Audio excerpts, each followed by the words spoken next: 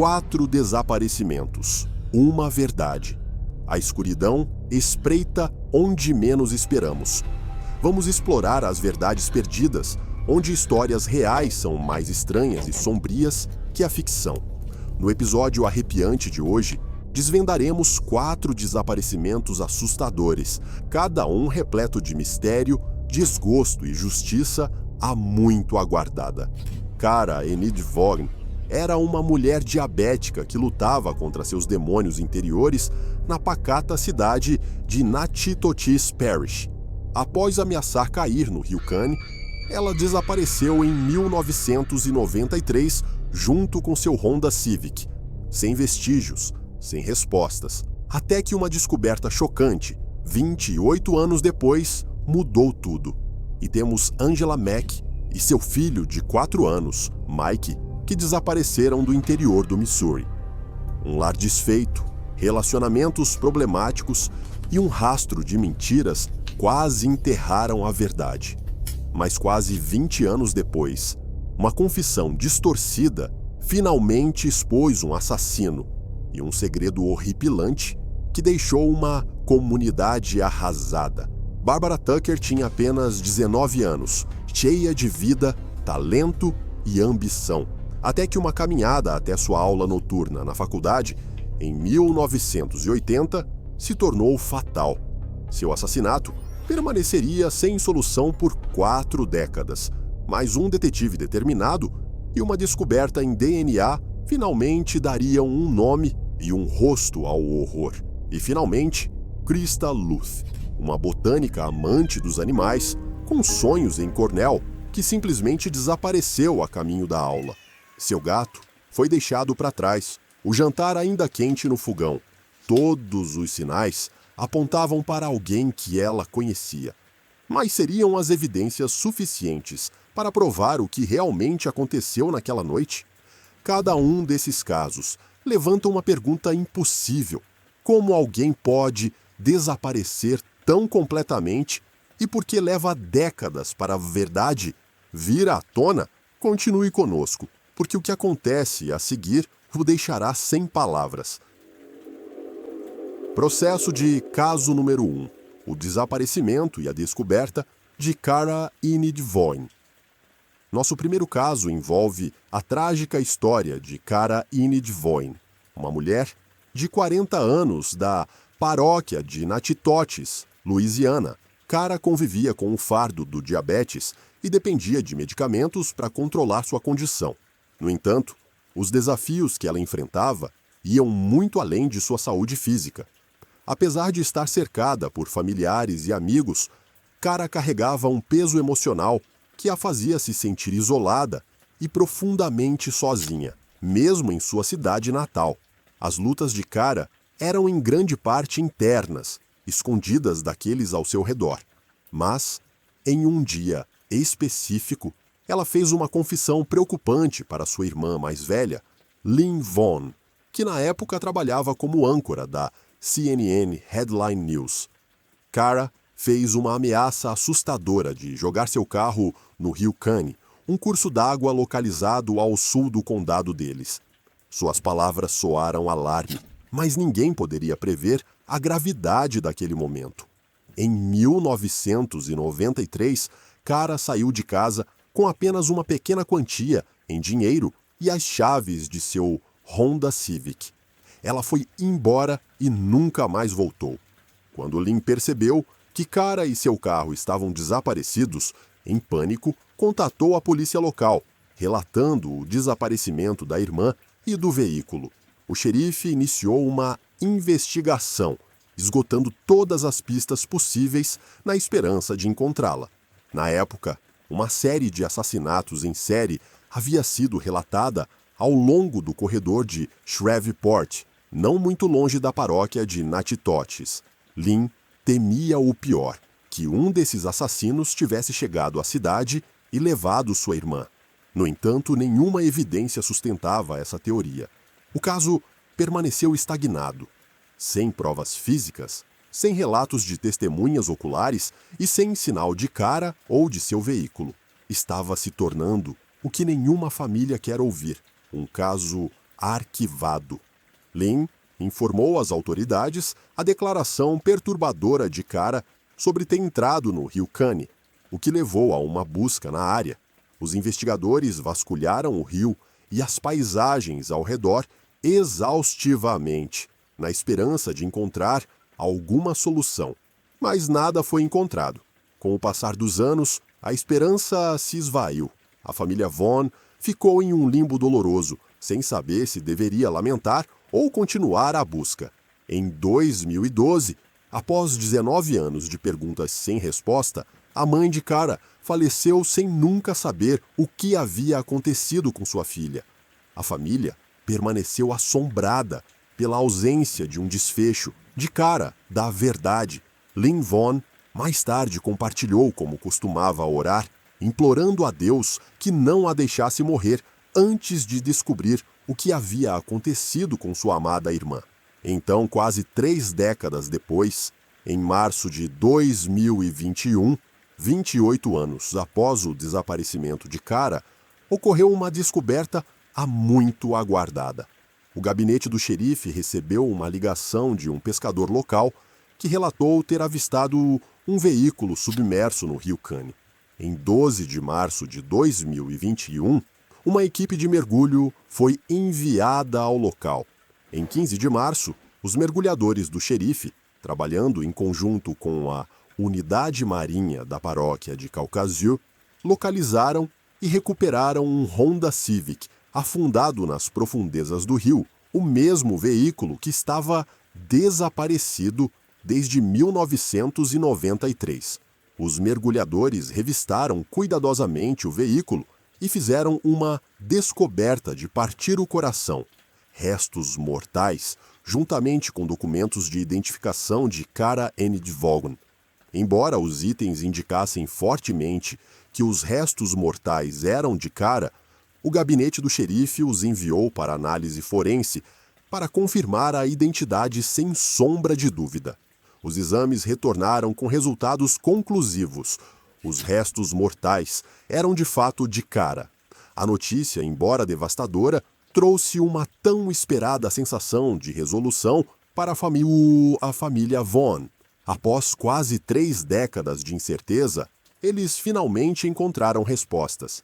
Lin, embora tomada pela dor, expressou um alívio silencioso. Sua irmã, acreditava ela, estava agora reunida com a mãe em paz. A descoberta encerrou um capítulo em uma dolorosa história familiar, mas também serviu como um lembrete de quão longa a dor pode perdurar e de quão profundamente ansiamos pela verdade, mesmo quando ela parece inalcançável. Processo de caso número 2. O desaparecimento de Angela Mack e seu filho, Mike. Hoje, nos aprofundamos em um caso assustador e desconcertante que abrange quase 2 décadas, que começa no interior dos Estados Unidos e termina com revelações trágicas e ainda mais perguntas sem resposta. Esta é a história de Angela Mack, uma jovem mãe que desapareceu sem deixar vestígios, junto com seu filho de 4 anos, Mike. Durante anos, foi um mistério, imerso em confusão, silêncio e atraso. Mas quando a verdade finalmente veio à tona, foi mais perturbador do que qualquer um poderia imaginar. A infância de Angela, Andy Mack. Angela Mack, carinhosamente conhecida como Andy, nasceu na acolhedora cidade costeira de Escondido, Califórnia. Ela passou seus primeiros anos aproveitando o sol, as risadas e a alegria que marcaram sua infância. Mas tudo mudou depois do ensino fundamental, quando sua família se mudou para o outro lado do país, para o condado de Fulton, em Salem, Arkansas. Este novo cenário era um mundo rural à parte, unido e aninhado no sopé das montanhas Ozarks. Mesmo assim, Andy se adaptou. Pequena, loira e de olhos azuis, com apenas 1,65 m, ela rapidamente construiu um pequeno e leal grupo de amigos. Eles se lembram dela como engraçada, barulhenta, vibrante, uma verdadeira explosiva. Ela era o tipo de garota que podia pregar uma peça, e incendiar um ambiente ao mesmo tempo. Mas, por trás do riso, havia uma jovem envolvida em relacionamentos difíceis, e esses relacionamentos moldariam o curso de sua vida e morte. Amor, perda e problemas. Infelizmente, Andy tinha o hábito de escolher os homens errados. Seu primeiro relacionamento sério foi com Tommy Retto, um adolescente problemático com ficha criminal e vício em metanfetamina. Apesar do caos, Tommy se importava profundamente com o filho deles, Michael Mike Retto, que tiveram na adolescência. Em seguida, veio Jeremy Derbrock, o segundo namorado de Andy e pai de seu filho mais novo, Matthew. Jeremy tinha um longo histórico com a polícia, tendo sido preso 9 vezes entre 2004 e 2019 por acusações que variavam de crimes relacionados a drogas, a violência doméstica, abuso. Então veio seu terceiro e último parceiro, James Cox, um homem com quem Andy viria a se casar. Eles nunca tiveram filhos juntos, e pouco antes de Andy desaparecer, o casal se envolveu em uma colisão frontal que matou 2 pessoas. Cox, que já era procurado por um mandado pendente, foi preso por porte ilegal de arma de fogo. Isso deixou Andy sozinha, uma mãe solteira com 2 crianças pequenas e sem parceiro para se apoiar. E apenas alguns meses depois, Andy e seu filho Mike desapareceram. O desaparecimento. Era o verão de 2002, quando Angela e Mike, de 4 anos, desapareceram sem deixar vestígios. Estranhamente, não foi a família de Andy que relatou seu desaparecimento. Na verdade, ninguém o fez, não a princípio. A primeira pessoa a soar o alarme foi seu ex, Tommy Retto, que relatou o desaparecimento de Mike às autoridades do condado de Fulton, um dia inteiro após o desaparecimento. O xerife do condado, na época, Albert O'Rourke, rapidamente registrou um boletim de ocorrência para Mike. Mike foi descrito como um menino de 90 centímetros de altura, com cabelos castanho claros, olhos castanhos e pesando entre 18 e 22 quilos. Mas é aqui que as coisas tomam um rumo preocupante. Nenhum boletim de ocorrência foi registrado para Andy. Só 2 anos depois, em maio de 2004, a mãe de Andy, Lorna Poole, finalmente relatou o desaparecimento da filha. 2 anos inteiros. Mesmo assim, o sistema complicou ainda mais as coisas. A foto enviada ao Banco de Dados Nacional nem sequer era de Andy. Era de outra mulher, vagamente associada ao pai de Mike. O xerife Rourke negou ter enviado a imagem incorreta. Mas ainda assim, como ninguém percebeu? Muitas bandeiras vermelhas. Agora, vamos fazer uma pausa. Uma mãe solteira desaparece. Seu filho pequeno é dado como desaparecido. No entanto, nenhuma preocupação imediata é levantada sobre ela, nenhuma equipe de busca, nenhuma atenção da mídia, nada. Até mesmo sua própria mãe esperou 2 anos. A polícia não deu nenhuma explicação e, infelizmente, essa demora custaria a Andy e Mike a chance de justiça, pelo menos por um longo tempo. Para piorar a situação, o ex de Andy, Tommy Retto, que denunciou o desaparecimento de Mike, morreu pouco depois.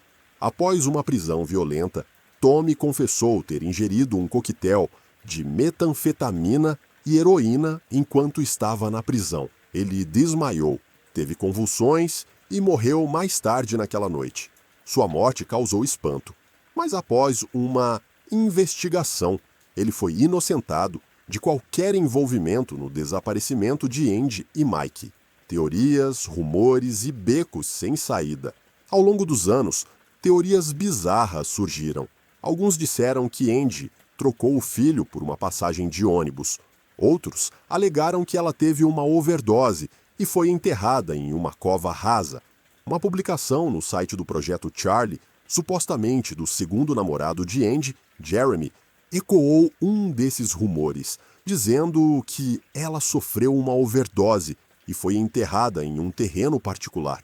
Outra mulher, Rachel Dean, amiga de Andy, compartilhou uma dica no Facebook, alegando que seu ex-marido confessou ter enterrado o corpo de Andy perto do local de um tiroteio. Mas nenhuma dessas pistas levou a nada. Elas foram descartadas, ignoradas ou deixadas para trás. O caso arquivado esquenta. Foi somente em 2020, quase 18 anos depois, que uma revelação finalmente surgiu. Entra Dale Weaver, um investigador experiente, que assumiu o caso arquivado. Weaver começou a conectar pontos há muito ignorados. Ele descobriu que, poucas semanas antes de desaparecer, Andy havia deixado Mike com um casal em Alton, Missouri, na esperança de que o adotassem.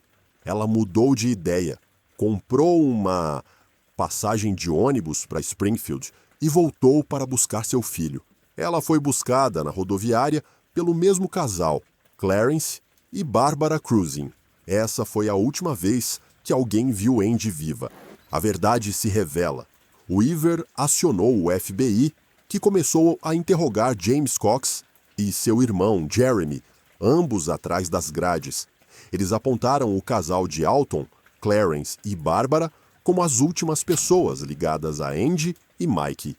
A essa altura, Clarence Cruzen já estava morto, baleado em circunstâncias misteriosas no condado de Laredo. Barbara ainda estava viva e cheia de mentiras. A princípio, ela alegou que Clarence tinha se despedido de Andy após sua visita. Mas, quando pressionada, sua versão continuou mudando. Weaver solicitou um teste de polígrafo do FBI. Barbara falhou, miseravelmente. Então veio a terrível verdade.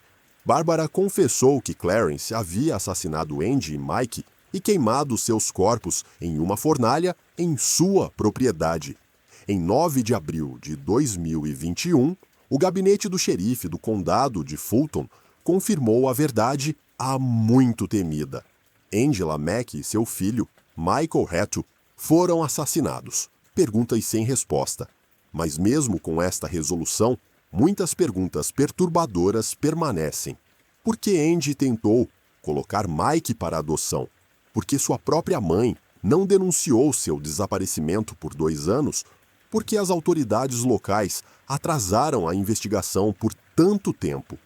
E por que o caso só avançou quando Dale Weaver assumiu? Este caso, embora oficialmente resolvido, parece estar longe de terminar. É um lembrete arrepiante do que acontece quando o silêncio e a negligência cercam uma tragédia e nos deixa pensando: houve mais do que apenas um assassinato? Foi também um acobertamento? Seja qual for a verdade, uma coisa é certa. Angela Mack e seu filho mereciam mais. Se você ou alguém que você conhece tiver informações sobre um caso arquivado, manifeste-se. Às vezes basta uma voz para descobrir a verdade. Processo de caso número 3. A jornada inacabada de Barbara Tucker. Imagine uma jovem vibrante, cheia de vida e destinada à gratientinha, e a grandeza, repentinamente silenciada por um crime tão brutal que assombraria uma comunidade inteira por mais de 4 décadas. Esta é a história de Barbara Tucker. Bárbara era a caçula de 7 irmãos, um título que vinha acompanhado de carinho, proteção e, ocasionalmente, provocações. Mesmo sendo a caçula da família, Bárbara rapidamente superou todos ao seu redor, literalmente. Com 1,80 m de altura, ela tinha uma presença imponente e um espírito inabalável. Para aqueles que a conheciam, Bárbara era magnética. Seus amigos e familiares a descreviam como alegre, enérgica e cheia de vida. O tipo de pessoa que podia entrar em qualquer ambiente e torná-lo mais brilhante, seja rindo, conversando ou simplesmente sendo ela mesma. Ela tinha um jeito de fazer você se sentir importante. Bárbara estudou na Cleveland High School, onde não só se destacou academicamente, mas também brilhou na quadra de basquete. Sua altura lhe dava uma vantagem, mas sua determinação e entusiasmo a tornavam inesquecível. Ela também era ambiciosa, uma pessoa determinada, que se filiava a clubes de negócios, participava de competições nacionais e até trabalhava na Sears durante o verão para ganhar seu próprio dinheiro. Ela também tinha uma veia criativa. Quando não estava estudando ou trabalhando, estava ocupada com artesanato, crochê, tricô e vendendo artesanato. Ela era, em todos os sentidos da palavra, uma construtora do seu futuro. Com apenas 19 anos, Bárbara já estava no segundo ano de administração no Mount Hood Community College. Ela tinha grandes sonhos, tinha determinação e tudo pelo que viver. A noite em que tudo mudou. Era a noite de 15 de janeiro de 1980. Bárbara tinha planos de frequentar uma aula noturna no campus. Ela telefonou para a mãe, prometendo passar no apartamento de uma amiga para tomar sorvete se a aula terminasse mais cedo.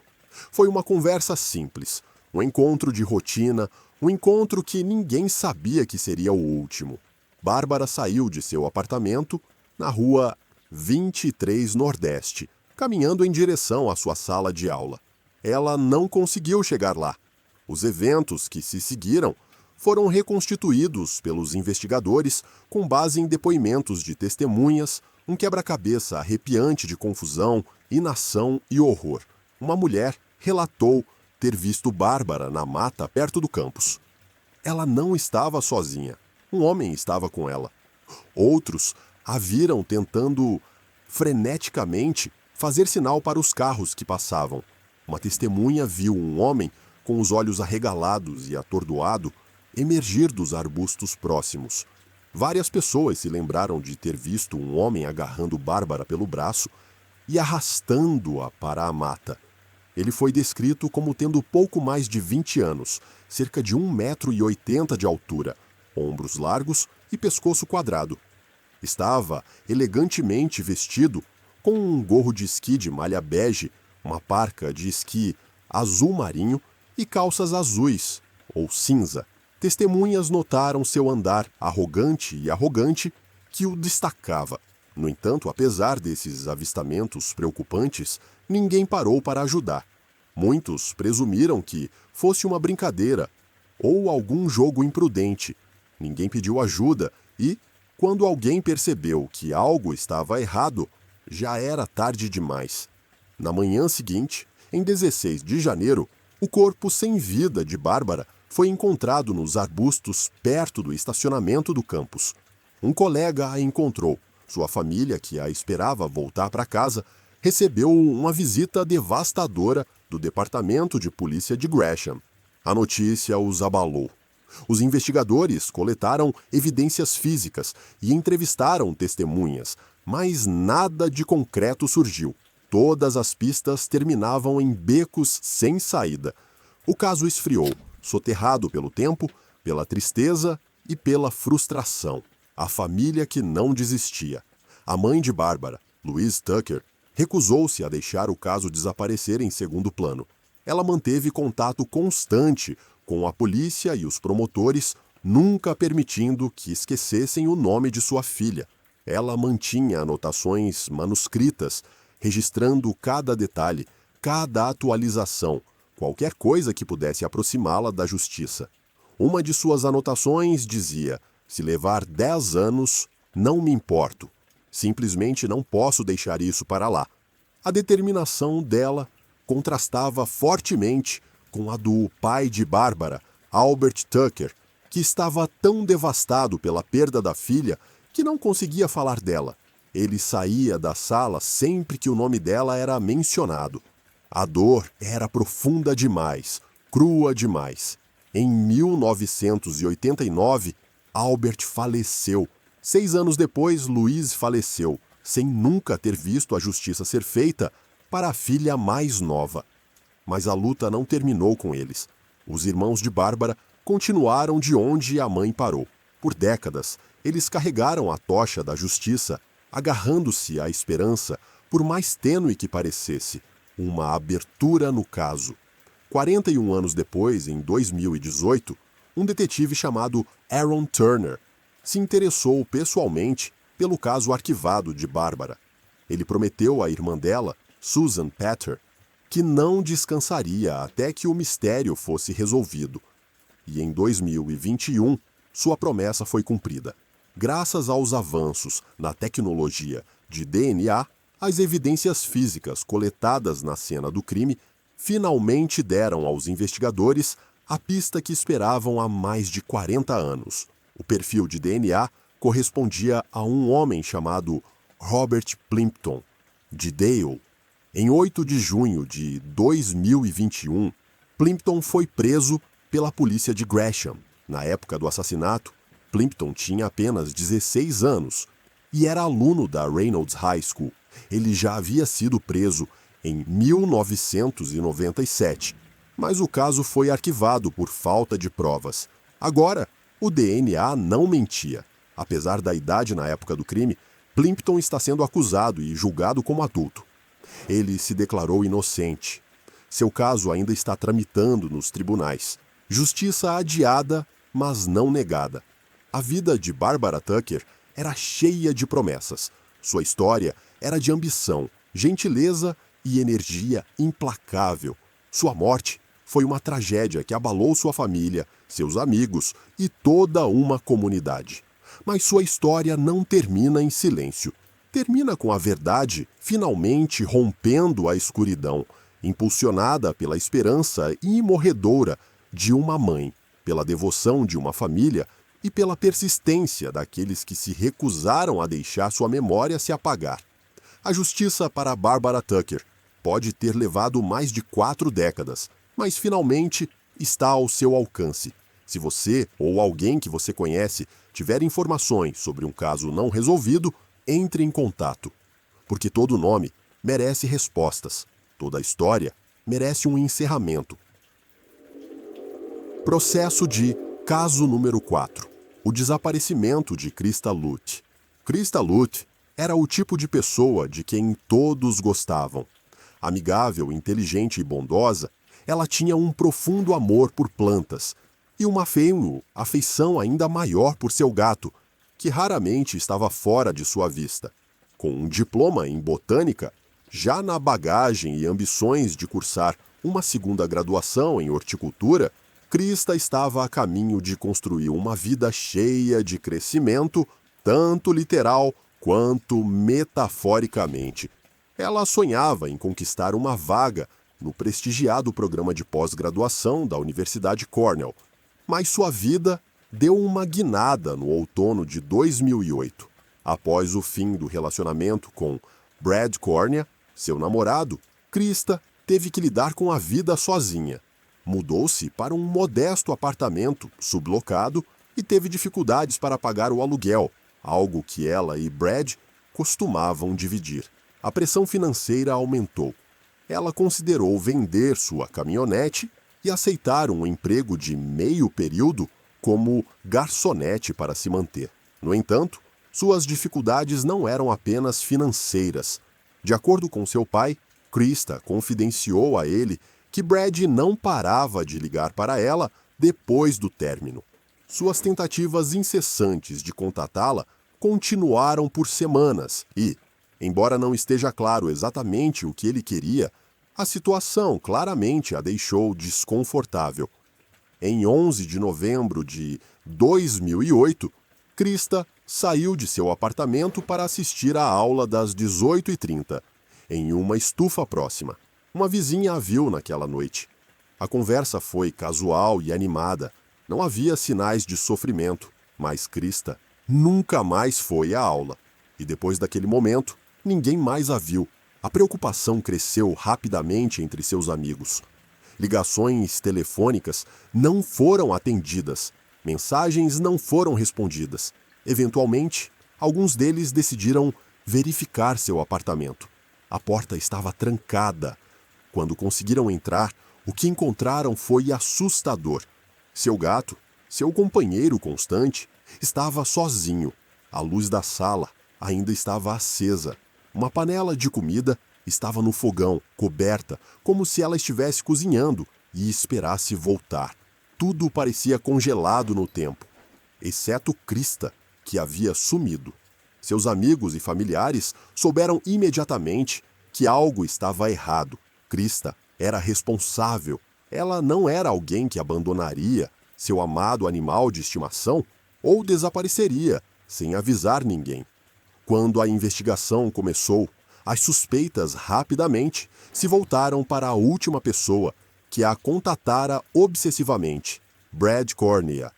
Os registros telefônicos confirmaram que a última ligação de Krista foi para Brad. Ainda mais contundente, um policial testemunhou que, na mesma noite em que Krista desapareceu, ele encontrou Brad na beira da estrada, a apenas 13 quilômetros do apartamento de Krista. A caminhonete de Brad supostamente havia quebrado. Quando o delegado ofereceu ajuda, Brad recusou, dizendo que um guincho já estava a caminho. Não demoraria muito para que Brad fosse oficialmente considerado uma pessoa de interesse. Meses depois, uma descoberta perturbadora foi feita. Os investigadores recuperaram a carteira de motorista de Krista, seu cartão de débito e seu celular quebrado, tudo no mesmo local. As evidências pintavam um quadro sombrio, e quando Brad foi levado para interrogatório, sua história não batia. Ele deu declarações inconsistentes e falsas sobre seu paradeiro. Em setembro de 2009, o caso de Krista foi formalmente reclassificado como homicídio. Mas sem um corpo, os promotores hesitaram em prosseguir. Em 2014, Brad foi oficialmente nomeado o principal suspeito, mas ainda assim, o caso estagnou. Então, veio outro detalhe inquietante.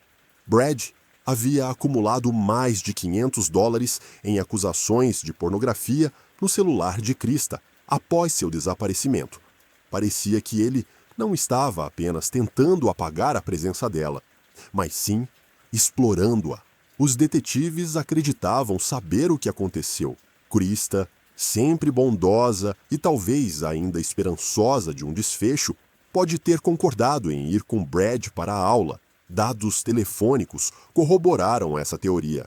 Acredita-se que Brad tentou uma reconciliação, mas quando Krista se recusou ou disse algo que o irritou, ele explodiu e, de repente, ela desapareceu. Os anos se passaram, as pistas se esgotaram, o caso esfriou. Então, em 2017, Brad Cornea foi condenado por tráfico sexual e uso de computador para cometer um crime. Ele foi sentenciado a 16 a 40 anos de prisão. Em 2021, 4 anos após sua sentença, e ainda sem sinal do corpo de Krista, as autoridades tomaram uma decisão ousada. Cansadas de esperar, emitiram um mandado de prisão para Brad, desta vez em conexão direta com o desaparecimento e a suposta morte de Krista. Embora seus restos mortais nunca tenham sido encontrados, todas as evidências, os telefonemas, os dados de localização, o comportamento suspeito e as mentiras apontavam para um homem, Brad Cornea. Krista Luth era uma alma brilhante com grandes sonhos.